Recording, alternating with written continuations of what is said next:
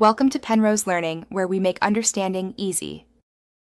You sign into the Microsoft account that holds the Game Pass subscription.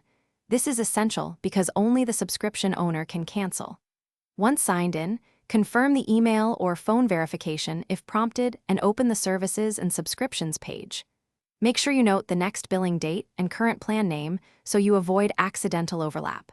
If you want to stop future charges but keep access until billing ends, choose the correct cancel option later. For immediate stop, choose to end subscription now. Now find Services and Subscriptions in your account dashboard and locate the Xbox Game Pass entry. Click Manage so you can see billing options. Once in Manage, choose Cancel or turn off recurring billing. The labels vary by region, and follow the prompts that explain refunds and access periods. Read the confirmation text. It tells you whether you'll keep access until the period ends or lose it immediately. Confirm the action and watch for the on-screen cancellation confirmation number or message. Finish by saving the cancellation confirmation and watching for an email receipt. This proves the subscription ended.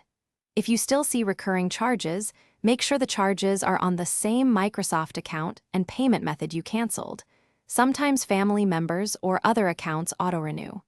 If problems continue, contact Microsoft support with your confirmation number and billing history. As a quick remedy, dispute incorrect charges through your payment provider within the provider's timeframe, because refunds or reversals may require their intervention. Thanks for watching. If this was helpful, leave a like and consider subscribing. See you next time.